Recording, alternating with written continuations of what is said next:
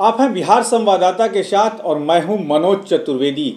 महागठबंधन यानी कि इंडिया की जो हो रही थी बैठक महाराष्ट्र के मुंबई में, वो अभी अभी खत्म हो चुकी है और तमाम दलों के जो नेता हैं उन्होंने प्रेस कॉन्फ्रेंस तो नहीं किया, लेकिन सबको मंच पर आकर बोलने का निश्चित तौर पर मौका मिला। लालू यादव ने अपने उसी पुराने अंदाज में बोला तो नीतीश कुमार ने कहा कि ये भारत का इतिहास बदलना चाहते हैं, ये मतलब भाजपा वाले भारत का इतिहास बदलना चाहते हैं, लेकिन हम भी जो हैं जयप्रकाश के चेले हैं, जयप्रकाश के शिष्य हैं, इनको भारत का इतिहास नहीं बदलने देंगे। जब जयप्रकाश ने इंदिरा गांधी जब चाहती थी इतिहास बदलना तो इंदिरा गांधी को इतिहास नहीं बदलने दिया, तो हम कैसे मोदी को इतिहास बदलने देंगे। लेकिन नीतीश कुमार शायद भूल ये गए थे कि जिस इंदिरा गांधी का उन्होंने नाम लिया उसी इंदिरा गांधी के नाती के साथ आज नीतीश कुमार कंधे से कंधा मिलाकर चल रहे हैं। लेकिन नीतीश कुमार ने मंच से क्या कुछ कहा, ये सुनवा दें बिहार के लोगों को। तो आप सब लोगों को मालूम है कि आज तीसरी मीटिंग हुई है। इसके पहले 2 मीटिंग हो चुकी है और सबके बारे में आपसे चर्चा की जा चुकी है और बहुत अच्छे ढंग से कल से ही बातचीत हुई और आज मीटिंग हो गई।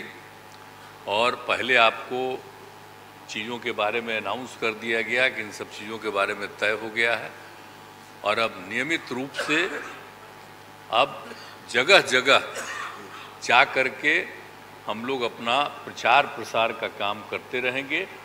तो ये सब आज तय हो गया, इसलिए इसके बारे में आपको बता दिए और बड़ी खुशी की बात है। और अब आप समझ लीजिए कि जितनी पार्टियां एकजुट होकर के काम कर रही हैं, तो आप अच्छी तरह जान लीजिए कि अब इसी का नतीजा होगा कि अभी जो केंद्र में हैं अब वो हारेंगे, अब वो जाएंगे, ये पक्का जान लीजिए।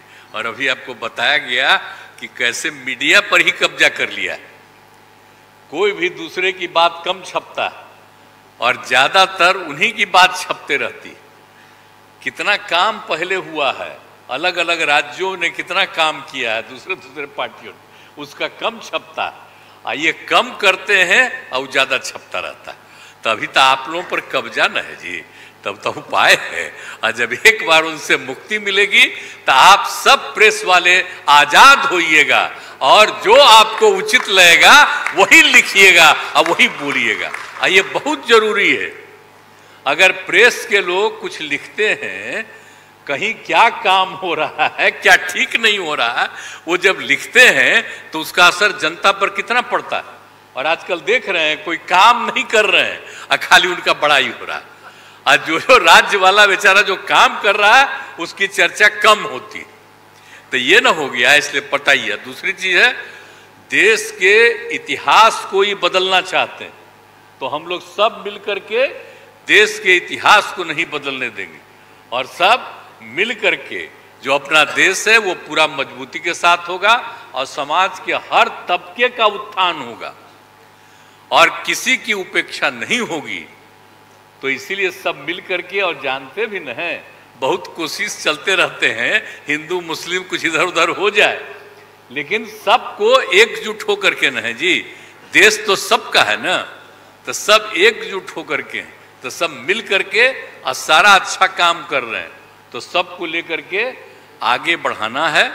और तो इसीलिए जरूरी है कि अब सब लोग, अब अच्छा हो गया है, सब लोगों को अपना अपना अधिकार था, तो लेकिन अब इतना ज़्यादा हम कोशिश करते रहे, बहुत कहते रहे कि जरा मिल जाइए, तो बात समझते समझते हो गया। अब तो हम यही चाहते हैं कि अब तेजी से काम हो।